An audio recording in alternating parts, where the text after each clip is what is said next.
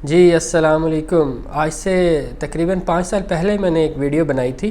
जिसमें अपना full bright interview experience share किया था। उसको तकरीबन 5,000 से ज़्यादा लोग देख चुके हैं। तो अब चूँकि मैं पीएचडी करके वापस आ गया हूँ तो सोचा कि इस पे मज़ीद बात की जाए।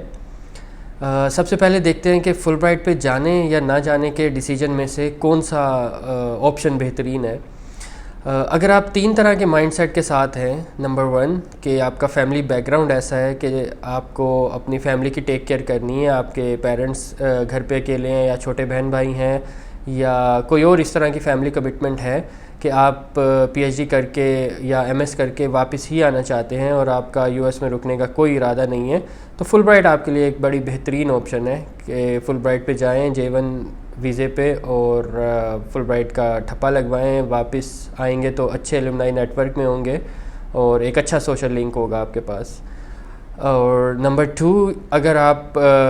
बहुत ज़्यादा रिलीजियस हैं और आपको लगता है कि यूएस के इन्वायरमेंट में आप नहीं सरवाइव कर पाएंगे, वहाँ पे आपके लिए फैमिली ग्रूम करना बड़ा मुश्किल हो जाएगा या फ्यूचर में आपको दीन पे चलते हुए काफ़ी मुश्किलात आएंगी, अगर इस तरह के मज़हबी बैकग्राउंड के साथ आप हैं तो भी फुल ब्राइट आपके लिए एक अच्छी ऑप्शन हो सकती है, क्योंकि आपने हर हाल में वापस आने का प्लान कर रखा है। नंबर 3, अगर आप गवर्नमेंट एम्प्लॉय हैं और ऑलरेडी लेक्चरर या असिस्टेंट प्रोफेसर के तौर पे काम कर रहे हैं और गवर्नमेंट जॉब आपको बड़ी सूटेबल है, लाइक रिलैक्स इन्वायरमेंट रहता है, इतनी टफ़ हेक्टिक रूटीन नहीं होती और जॉब सिक्योरिटी सबसे बड़ी बात है। तो अगर आप इस तरह के माइंडसेट के साथ हैं कि आपको जॉब सिक्योरिटी चाहिए और पाकिस्तान में आपने आके गवर्नमेंट सेक्टर को सर्व करना है, तब भी फुल ब्राइट आपके लिए एक बड़ी अच्छी ऑप्शन है। पेड लीव पे जाएँ, गवर्नमेंट से पेड लीव लेके, अगर आपकी सर्विस 3 साल से ज़्यादा हो चुकी है तो गवर्नमेंट आपको पेड लीव दे देती है। तो इन 3 सिनेरियो में तो फुल ब्राइट आपके लिए एक बड़ी ही अच्छी ऑप्शन है। लेकिन अगर इस किसी कैटेगरी में आप नहीं आते और आपका इरादा ये है कि आपने बाहर सेटल होना है, डिग्री के बाद वहाँ पे अच्छी जॉब ढूंढनी है और बस अपना फ्यूचर जो है वहीं पे आप सिक्योर समझते हैं, तब आपके लिए फुल ब्राइट बिल्कुल भी अच्छी ऑप्शन नहीं है, क्योंकि फुल ब्राइट आपको J1 वीज़ा ऑफ़र करेगा और J1 वीज़े के ऊपर 212E एक होम रेजिडेंसी रूल अप्लाई होता है, जिसकी रू से आप यूएस में ग्रीन कार्ड एलिजिबल नहीं होते। फ़र्ज़ करें कि किसी अच्छी डोमेन में आप डिग्री कर रहे हैं और जब डिग्री कंप्लीट होती है और आपको जॉब भी मिल जाती है,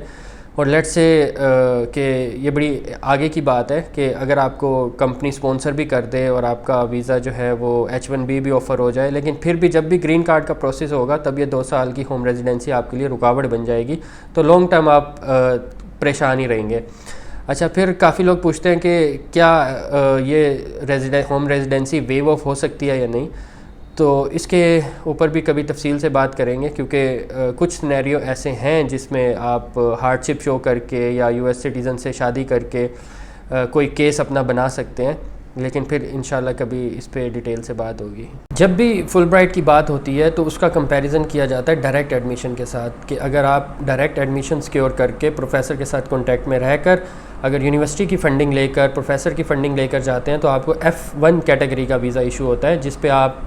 पीएचडी या एमएस के बाद वहाँ पे रुक सकते हैं और जॉब कर सकते हैं। तो इस प्रोसेस को अगर कंपेयर किया जाए फुल ब्राइट के साथ तो कुछ एडवांटेज और डिसएडवांटेजेस हैं, जिस पे मैं एक आर्टिकल लिख चुका हूँ और अगर आप उसको पढ़ना चाहते हैं तो मैं लिंक इस डिस्क्रिप्शन में दे देता हूँ। उसमें सबसे पहला है एप्लीकेशन प्रोसेस। फुल ब्राइट पे जब आप अप्लाई करते हैं तो आपको किसी प्रोफेसर से डायरेक्ट कांटेक्ट नहीं करना पड़ता, आपको मुख्तलिफ़ प्रोफेसर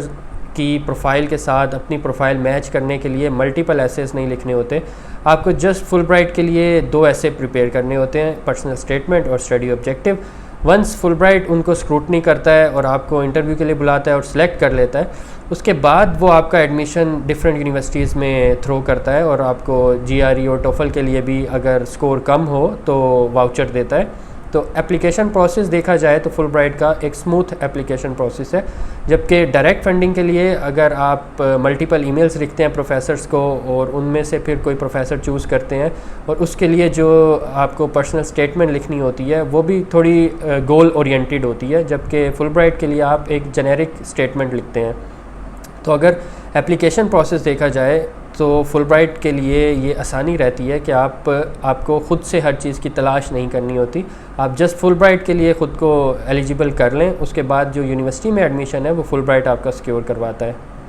दूसरा, अगर हम वीज़े का प्रोसेस देखें एप्लीकेशन प्रोसेस के बाद, तो वीज़े के लिए भी फुलब्राइट आपको वीज़ा फ़ीस पे करता है और आपको डायरेक्शन देता है, गाइडलाइन देता है, और वीज़ा इंटरव्यू वाले दिन तक के लिए आपको प्रिपेयर करके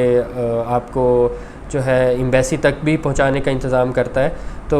लेकिन जब आप डायरेक्ट एडमिशन पे होते हैं तो आप अपने ओन पे होते हैं, आपको जो वीज़ा फ़ीस है वो भी ख़ुद पे करनी पड़ती है, और एम्बेसी तक भी आपको अपने ओन पे ही जाना है। लेकिन ऐसा नहीं है कि फुलब्राइट आपको अगर आप लेट से मुल्तान से बिलोंग करते हैं तो मुल्तान से आपको जो है टिकट देगा, नहीं, आपको फुलब्राइट के जो इनका सिलेक्शन ऑफिस है F6 में, आई थिंक इस्लामाबाद में, वहाँ पे आना होगा और वहाँ से आपको गाड़ी लेके एम्बेसी तक जाएगी और प्रॉपर से गाइडलाइन देगी। और फिर वीज़ा रिजेक्शन रेट फुलब्राइट का बहुत ही कम है as compared to direct admission, तो उसमें भी थोड़ी आपको रिलैक्सेशन रहती है। उसके बाद वंस आप US पहुंच जाते हैं तो मंथली स्टाइपेंड जो है फुलब्राइट का, उसके बारे में डिफरेंट ओपिनियंस हैं। कुछ स्टेट्स में फुलब्राइट थोड़ा कम पे करता है, कुछ स्टेट्स में जो फंडिंग है आपकी मंथली स्टाइपेंड की वो F1 स्टूडेंट के बराबर ही होती है। लेकिन इसमें सबसे बड़ी जो एक आसानी है वो ये कि आपको फुलब्राइट की तरफ से फंडिंग होती है, तो आपको प्रोफेसर के मल्टीपल प्रोजेक्ट्स पे काम नहीं करना होता। मैं ये नहीं कह रहा कि आप बिल्कुल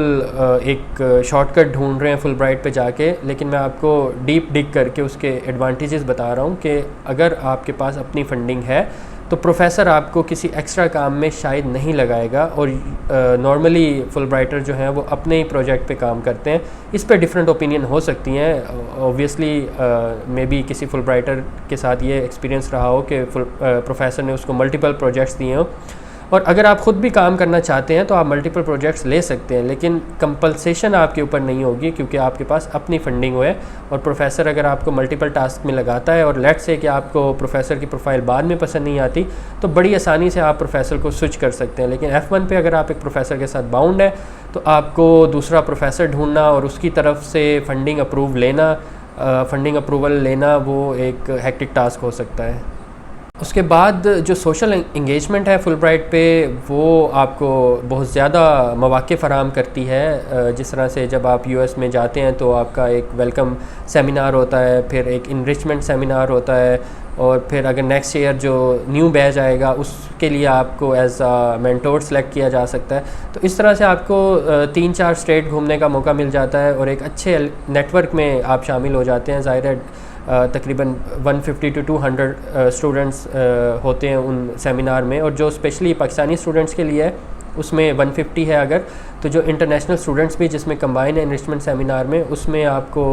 ज़्यादा स्टूडेंट से और इंटरनेशनल स्टूडेंट से इंटरेक्शन का मौका मिल जाता है, जबकि डायरेक्ट एडमिशन वाले जो स्टूडेंट्स हैं F1 के केस में ऐसा नहीं होता। उसके बाद आपको मिड ट्रैवल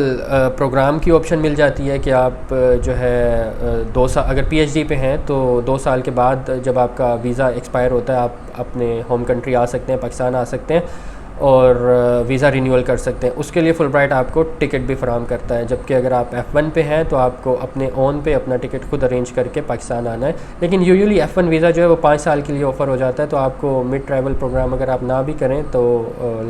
आपका वीज़ा वैलिड होता है, और आप अगर आपने किसी और कंट्री में जाना है किसी कॉन्फ्रेंस के लिए तो बड़ा आप इजी टू गो होंगे, आराम से जा सकते हैं। जबकि J1 पे आपका जब 2 साल बाद वीज़ा एक्सपायर हो गया है तब आपको पाकिस्तान जाना है, वीज़ा रिन्यूअल कराना है, और उसके बाद आप कहीं पे इंटरनेशनल ट्रैवलिंग कर सकते हैं। कमेंट सेक्शन में अपनी राय से ज़रूर आगाह कीजिएगा, और अगर स्कॉलरशिप से रिलेटेड स्पेशली फुलब्राइट और एरिज़ोना स्टेट यूनिवर्सिटी के बारे में अगर आपको कोई भी इंफॉर्मेशन चाहिए हो तो बिला तकल्लुफ़ कॉन्टैक्ट कीजिएगा। मेरा नंबर आपको इस वीडियो के डिस्क्रिप्शन में मिल जाएगा। Thank you.